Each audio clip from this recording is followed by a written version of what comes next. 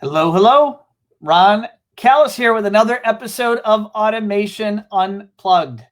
Today is Wednesday, January 13th, 2021. I know that we all thought 2021 was going to be better than 2020. And man, has it started off maybe not that way. But we can all hope it will get better. And hope's important. We gotta wish for the best. Plan for the worst, right? So I'm excited to be back. This is officially the first show of 2021. And as I always do, let me jump over to Facebook and let me make sure that we're actually streaming in correctly and that technology is behaving. So bear with me here. Let me update my Facebook.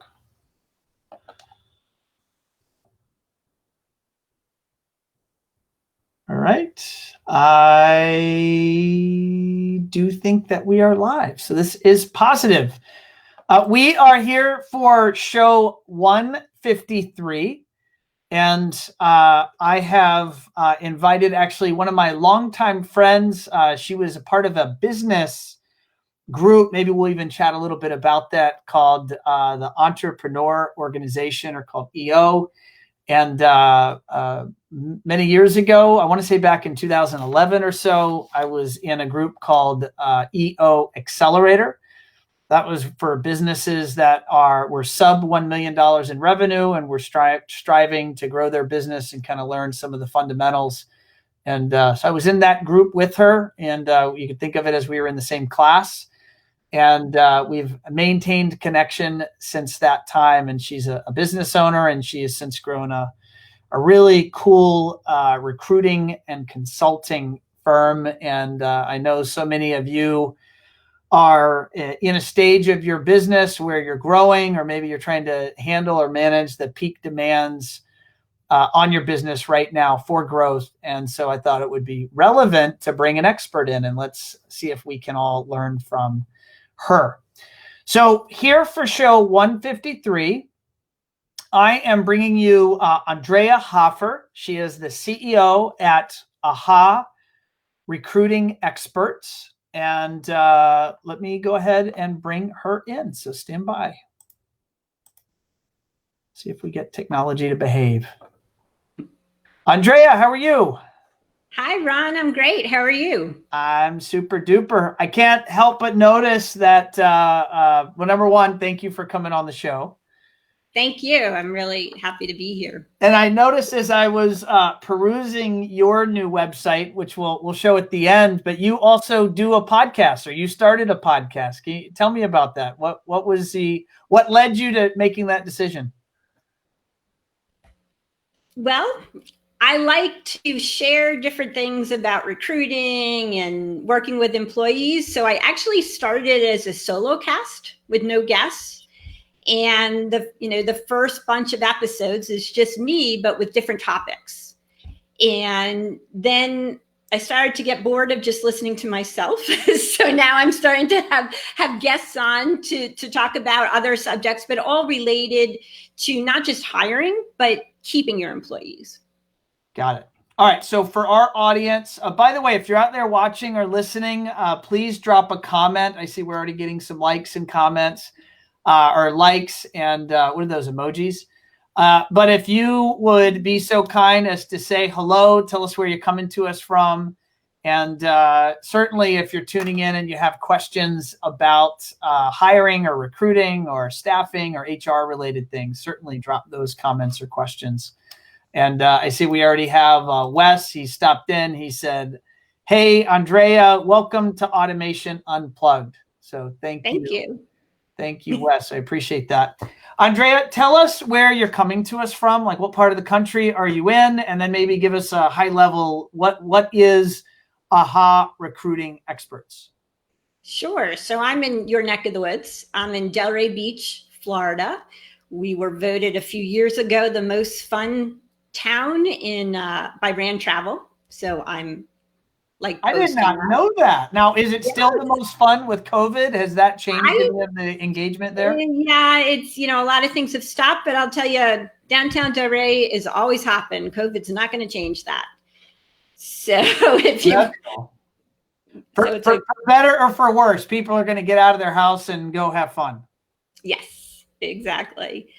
And as far as AHA recruiting experts, in a nutshell, we help business owners to find the best people for their team, for their culture, for the specific position. And we also help them to engage them and keep them, because that's just as important. Now, you and I have known each other, I guess it's maybe 9 or so years. And so I just so happen to know, and then of course I'm reading your bio over here on my screen. You've been a business owner yourself. You're a business owner now, but you've also owned other types of businesses and run other types of businesses. So I certainly have lots of HR and people and recruiting questions lined up here for you. But do you mind just sharing a little bit about your background? Sure. And actually, just to kind of preface, before I owned my own business, I worked in higher education. And near the end of my higher ed career, I started being in charge of different types of revenue operations, basically small businesses, and realized I was good at it and I enjoyed it. So I decided I wanted to start my own business, but I wanted what I considered a business with training wheels. And so I looked for a franchise, and I ended up investing in a Massage Envy location down here in South Florida. And I owned it for 10 years and then sold it about 5 years ago. And a lot of what we do at AHA came from my experiences running that Massage Envy. We had 35 employees. So we definitely dug into the team challenges and team benefits. And how did you ultimately transition? Did you go right from the Massage Envy franchise into AHA Consulting, or how did the fact that you're now running a vibrant recruiting business, how did that come about? So actually, about somewhere between year 2 and 3 of me owning the Massage Envy, I received a call from a former colleague who had a very high level position at a college in Atlanta and was in charge of all the revenue generating units there. And she said, I need someone who understands business and understands how colleges work. Can you fly out here for 2 weeks and consult with us? And I said, sure. And I actually went to the bookstore and took out a book on consulting, because I had no idea what that meant, but I figured I could do it if she thought I could do it. Yeah. So they actually, AHA was born, but when it was born, it was AHA Business Consulting. Okay. And that college ended up becoming one of my largest clients for several years until they got taken over by another college. But then we started branching out from colleges and started working with small to medium-sized businesses.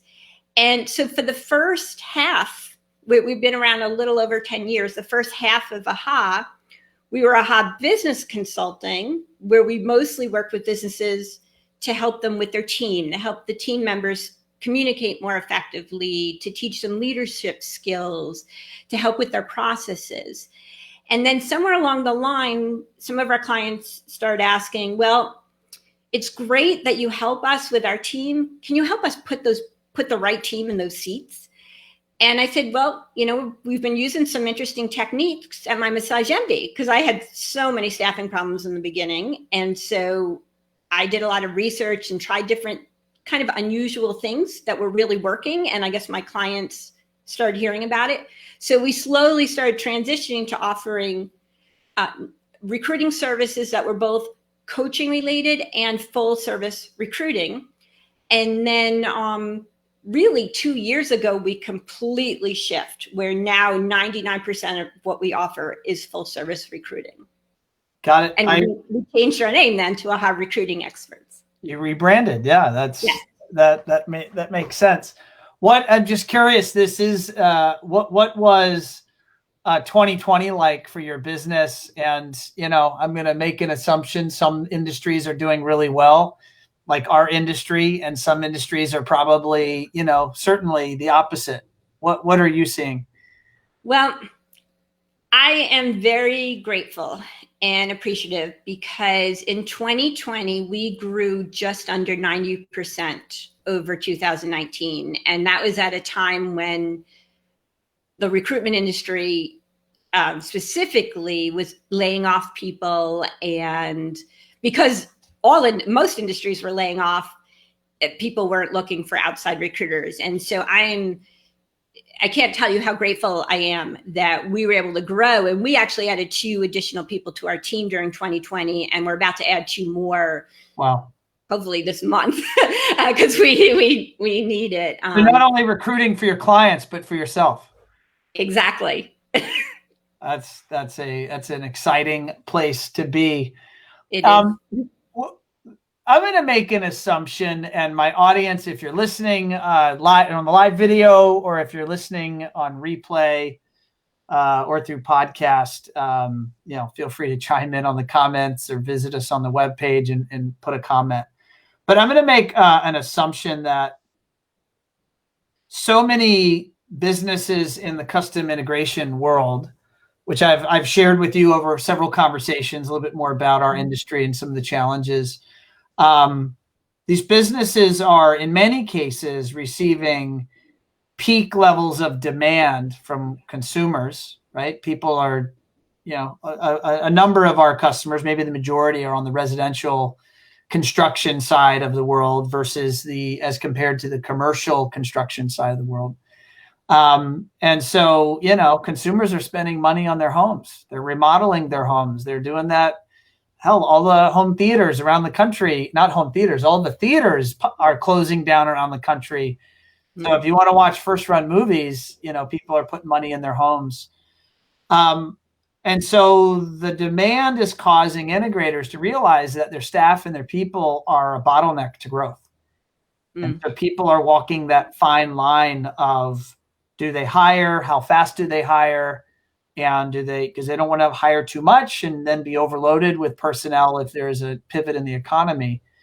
But the assumption I want to make is that a lot of businesses struggle with what that process is in terms of bringing recruits in, or even allowing people to enter into the first steps of a recruiting or a hiring process. So I'm going to start out by asking you, what are common mistakes that you think companies make when they say, hey, we need to grow, we need people? What are the mistakes they're making?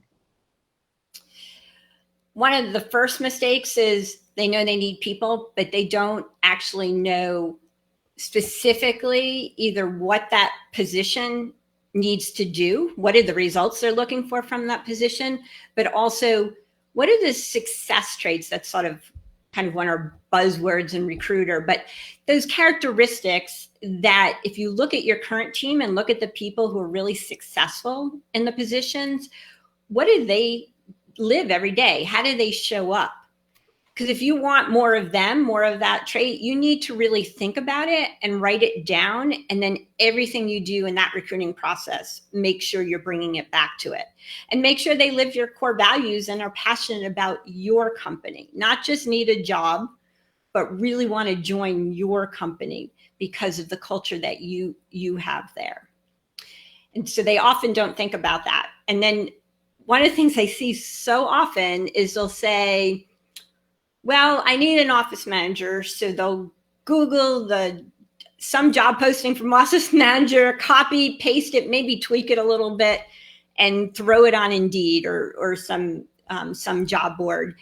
And then they get people that aren't a good fit. And that's because they didn't put any thought into really who do they need? It's going to differ from company to company. And so that's one of the big things, really thinking that through and then creating a job posting and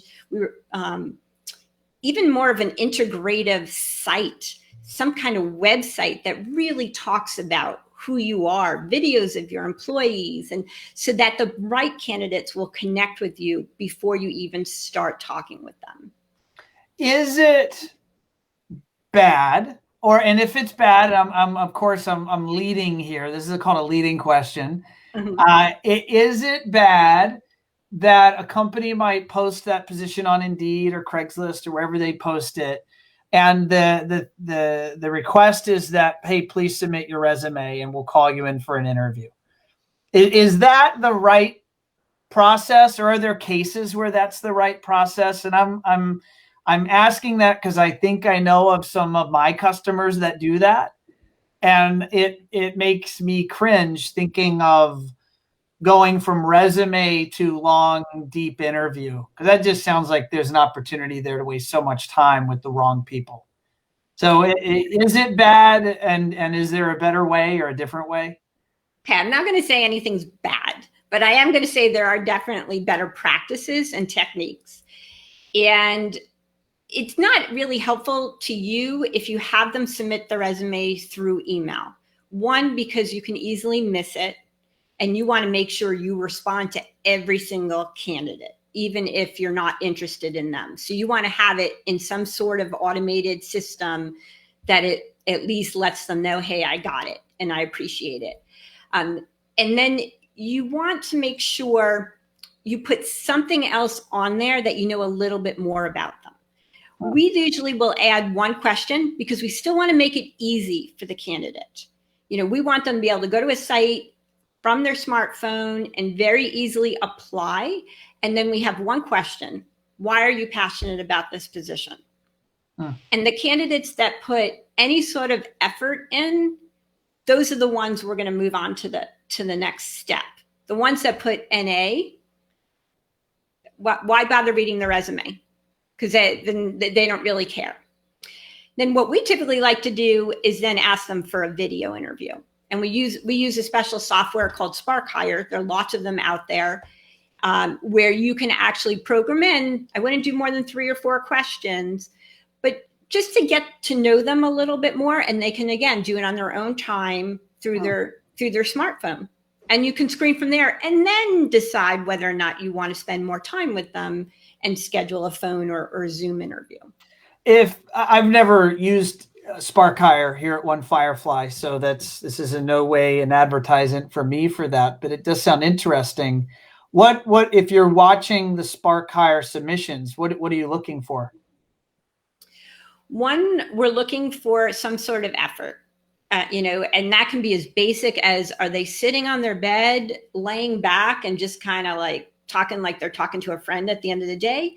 Or did they dress a little bit nicer? Depending upon the position, we may not be looking for a suit, but at least showed up. Really, they're there. They take it seriously. Say that again. I'm sorry. Did they take it seriously? Are they taking it seriously? Right.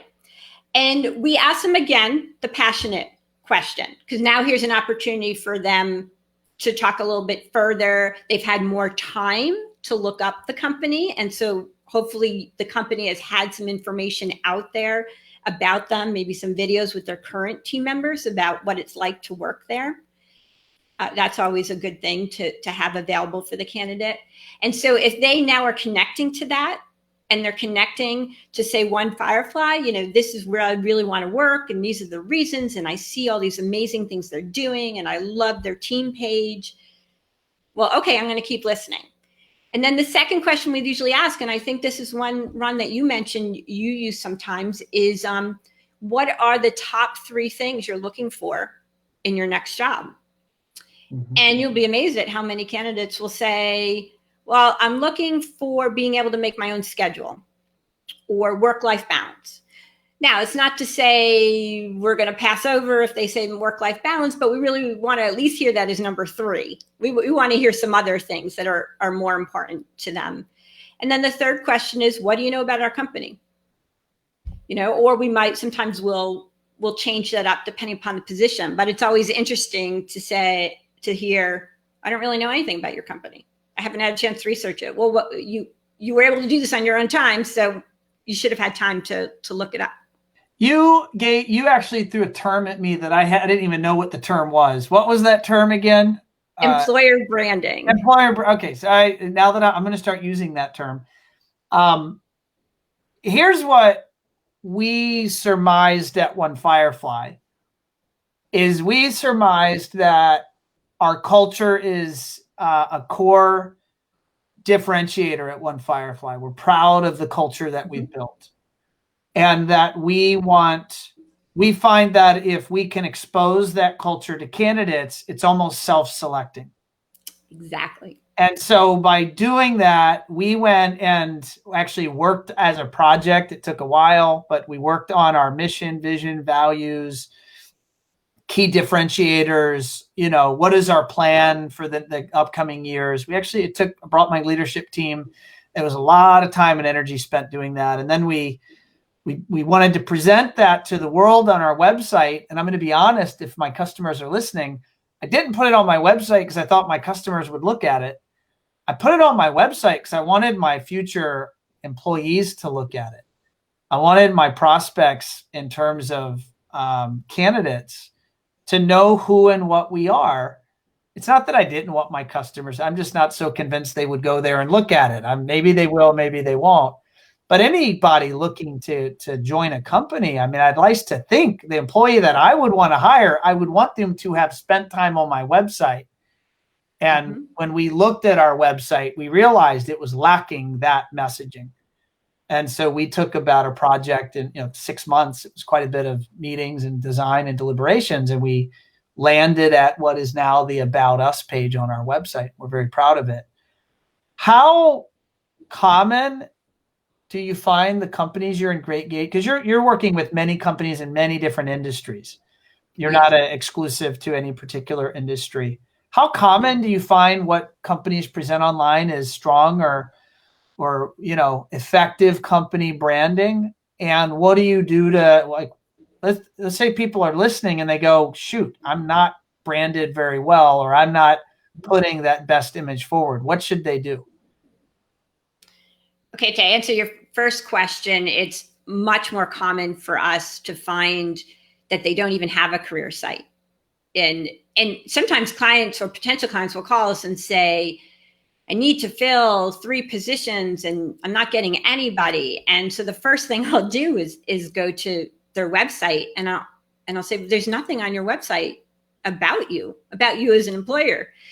So we really talk to them about the importance of employer branding. And we now we used to do this as an upgrade, but we actually now require all of our new clients to go through, I guess, what you would call our employer branding stage, and where we really do a deep dive with the client. And so I'd suggest that to the listeners, you want to ask yourselves questions. I'm a big fan of writing down stories. So I often, when I speak, will say, keep a notebook or electronic notebook, whatever you use. And whenever you have a situation with an employee that's one you don't want repeated, write it down. And then on the other side of the page, when your employees really step up and this is what you want to see over and over again, write that down and you'll start to see a pattern. And that's just an easy way to start off getting a feel for what your values are and what those success traits are that are perfect for the different positions. Sometimes the success traits vary by position. Just to kind of clarify, the success traits are the traits where the most successful people for that specific position have. And then your core values, that's your culture. That's what everybody in the company lives by every day, how they show up every day. So doing that work really makes a huge difference in recognizing whether somebody's the right fit for your company. And that will help with not losing so much money because you hired the wrong person. No, that makes sense. I have this fortune. I know you're a wealth of information and experience. And so I'm using this public interview as an opportunity for me to get all my questions answered that I've been itching to ask you. I know that I've personally, through various, I'm going to go back to when I got hired at Lutron and at Crestron. Those are like the 2 jobs I've had that weren't me owning my own business. And I know that they put me through various tests like Myers-Briggs and PI, predictive index. And then from you and from EO, I was exposed to things like disc profiling. I recently was exposed to Colby. I was recently exposed to I wrote it down. I knew I'd mess it up. Culture index. Mhm. So there's all these indexing, testing things to try to get inside of the brain of the candidate that you're maybe considering hiring. And there also are use cases for helping people that work together in the workplace know how to better work and interact with each other. Mhm. Where do you stand on those things playing a role in hiring and or in the day-to-day in business? Okay, so I have some strong opinions about assessment, so I'm happy you asked me this question. I'm not, by the way, at One Firefly, I'm not using any of them today. And so my leadership team and my team have probably been exposed to most of these, but we're not currently actively utilize them because honestly, we don't know where to put them into the process. Yeah. And some assessments are not really made for pre-hire. The good assessments that are going to provide you, are going to augment that pre-hire experience are the ones that are specifically validated to a job. So the only pre-hire assessment we use right now is called PXT Select, and you may never have heard of it. But it's been around for a while. It used to be called Profiles International. And what we like about it is, one, it's validated to many, many jobs through the Library of Congress. So we know that it's kind of taking what it's gathering from the candidate and plugging it into the needs for the job. The other thing is, it doesn't say yes or no. If an assessment says don't hire, do hire, I don't think that's a good assessment. An assessment is only as good as the conversation it creates. And I say that a lot. So PXT Select will create an actual interview guide. So we only put final candidates through it. First of all, it's an investment. It's not cheap. I don't like doing assessments at the beginning of the hiring process. It can be discriminatory. You don't want to reject people only based on an assessment. You want it to only be a certain percentage, maybe 20% of your, that feeds into your decision making. So we use it after our client has had their first interview and they say, hey, I'm really interested in hiring this person. Then we say, okay, we're going to run the assessment. And now here's another set of questions to ask them and just see what they say. Because the assessment may bring something up, but then it gives the candidate an opportunity to speak to it. Because again, it's only assessment and we're people. I always say people are wonderfully messy. So I don't believe any assessment, a lot of the assessments are very accurate, but you still have to find the people component from it. And the other thing about the PXT is if you end up hiring the person, you can generate a coaching report, which is excellent for onboarding. So now, you're using the tool for actual things and it's very practical. Sometimes you'll get an assessment that has a lot of research behind it and is an excellent tool, but may be very difficult to use in a practical way. And if you do that, you invest the money, invest the time, you ask the candidate or your employee to take it, and then because of the kind of difficulty level of it, or you don't have the training, you just sort of leave it and never revisit it. Well, that's worse than not doing it at all, because now you've said, I want to do this. People get anxious about taking these assessments. So you really want to show the reason you're doing the assessment and how it's helping them and you. And by the way, most DISC really, unless it has a job validation, is not validated for pre-hire. So I'm a huge fan of DISC. We use everything DISC because there are lots of DISC products out there. We typically use it for team development. It's excellent for improving communication in the team. And there's a facilitation around it. We don't just do the assessment and let it lie. It's actually, you come in and you do a day of training around it. And we use it for leadership development, sales training, those type of things. Can you give an example around DISC? Maybe give a high level explanation of what it is, high level, And what's an example of where it would facilitate better team interaction? Sure. So DISC has 4 categories, right? It's 4 behavioral styles, DISC. They each stand for something. And the way it would help with a team is, I always say, DISC gives you a language that's not defensive, right? So sometimes we have communication challenges or even work challenges in the workplace that we just don't know how to communicate with each other about it. It's kind of, certain things are getting on our nerves and we don't know how to communicate.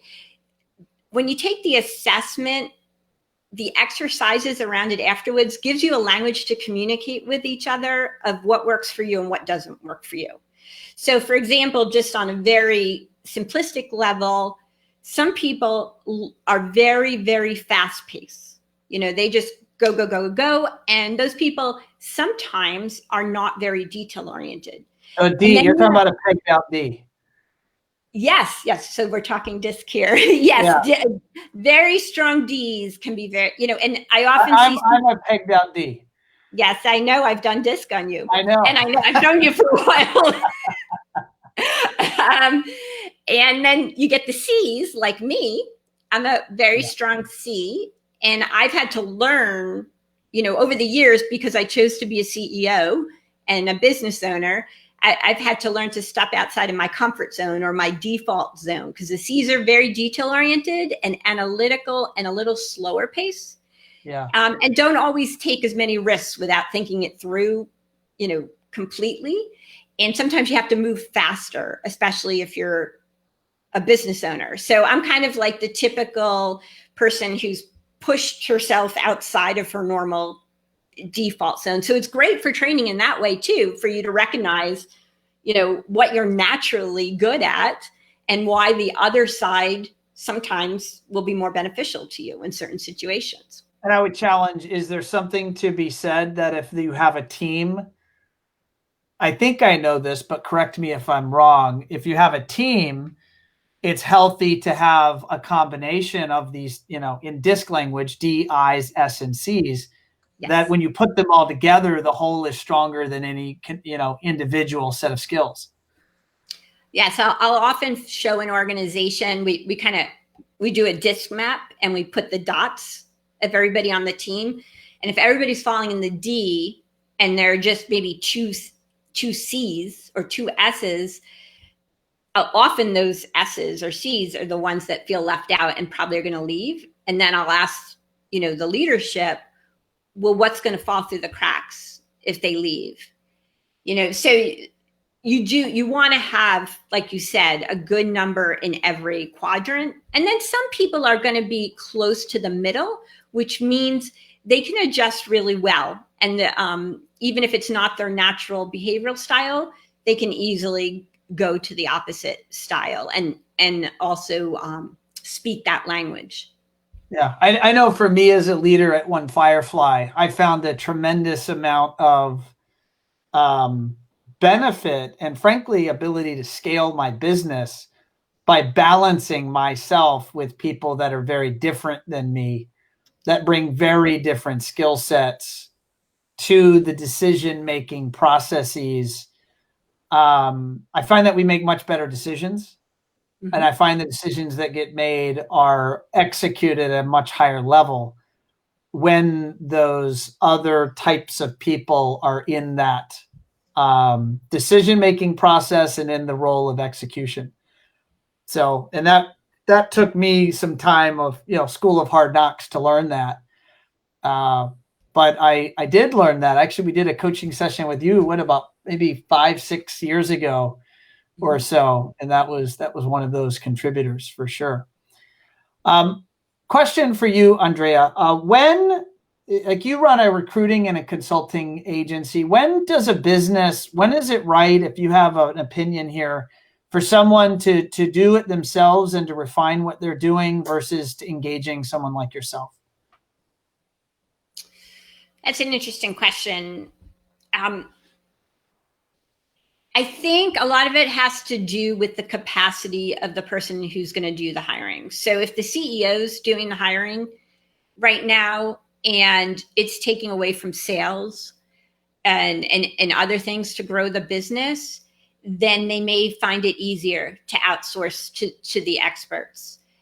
We offer, our programs are from everything to do it yourself with a little support to us doing everything. And so we find that typically businesses that are fairly new, maybe it's their first employee, they join our Dream Team membership, which is kind of more of our do-it-yourself type thing, where we have little short, trainings, because we know people don't want to sit for long ones, and just sort of different formats and one sheets that help them kind of write their own interview guide.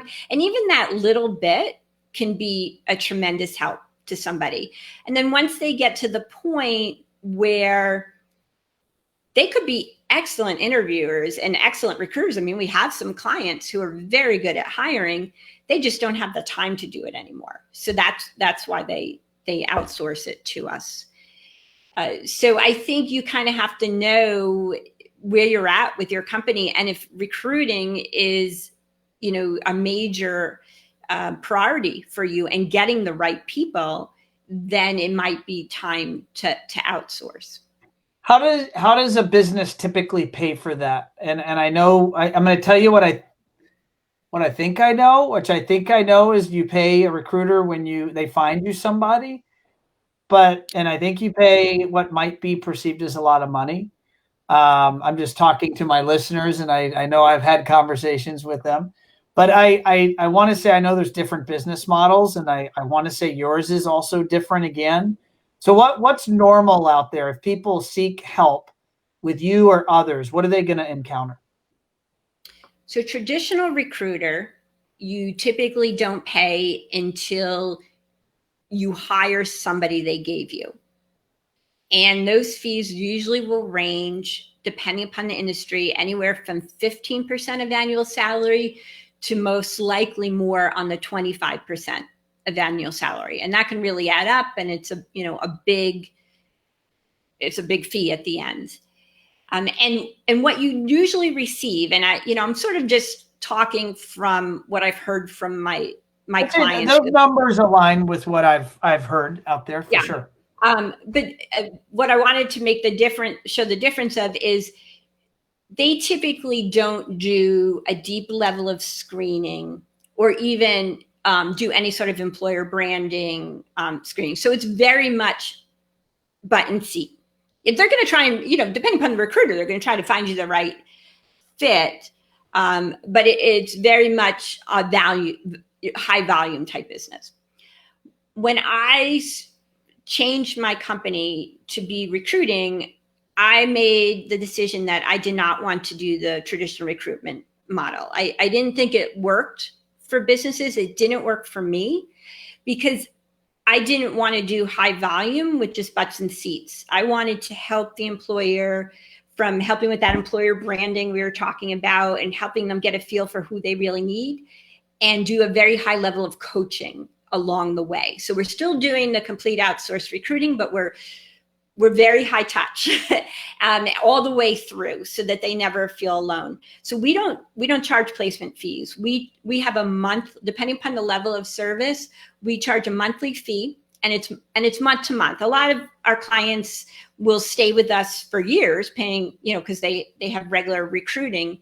But sometimes, we'll have a client who just has like 3 hires a year. So they'll just come and use us for the months that they need the hiring.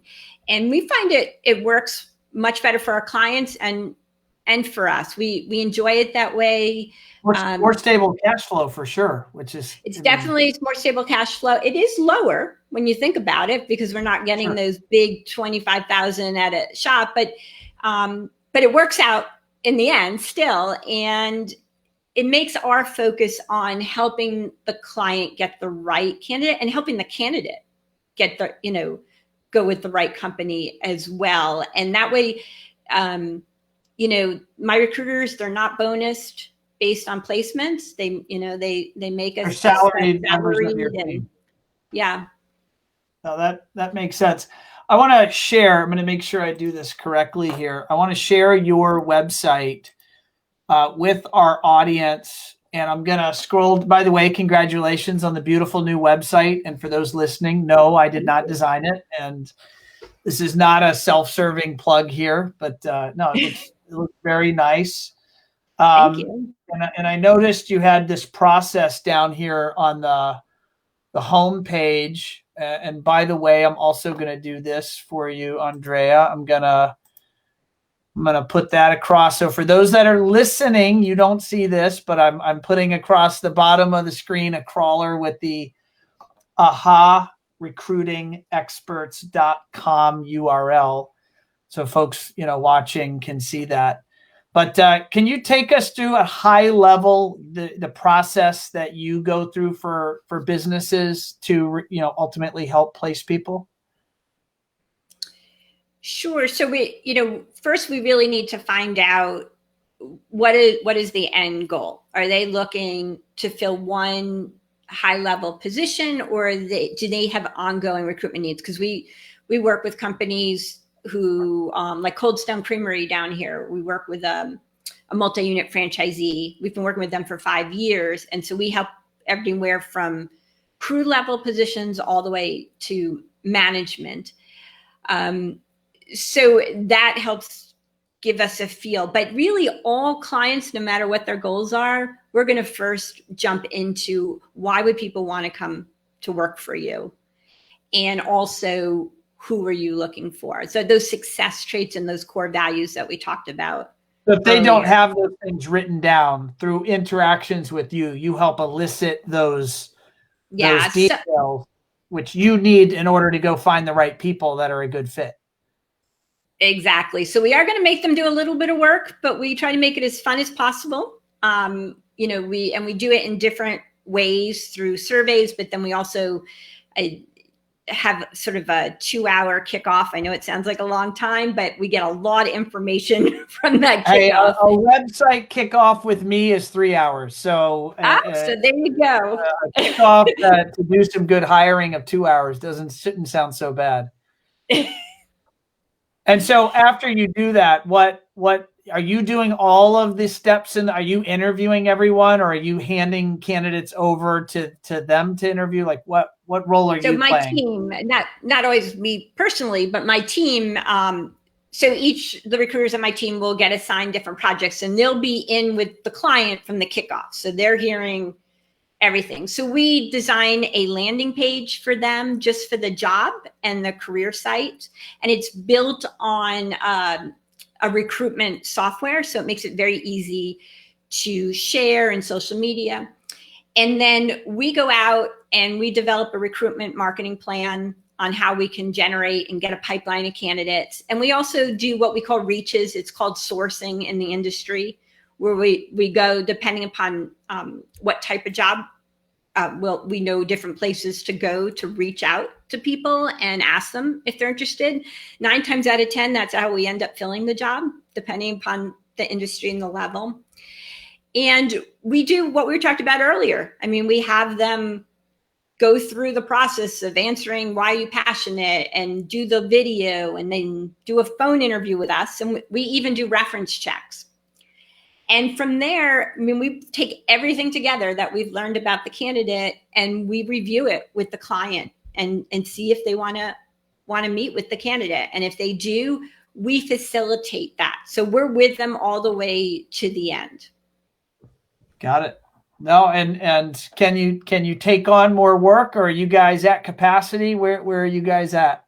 We can always take on more work, and we're actually planning to add 2 more team members. I think I mentioned this earlier, in the next month or so. So we'll have much more increased capacity.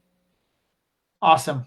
Well, Andrea, I think I don't want to say I've tapped you out, but you've been incredibly generous and kind with your information and experiences. And if folks are listening, what is the best way, or what is the most effective way that you want them getting in touch with you?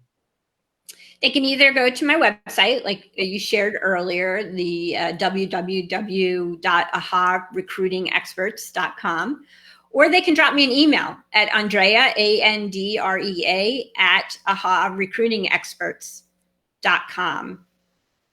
Here, I'm going to put that on the screen. You're going to watch this live. Let's see if this works. There you go. Did I do it right? Beautiful.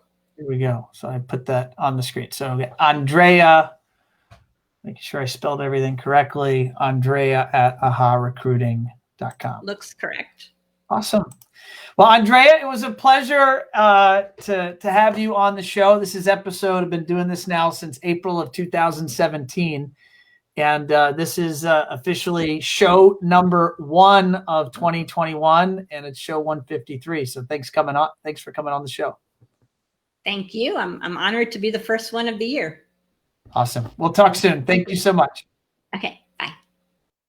All right, folks, there you have it. It is show number 1 now is officially in the can.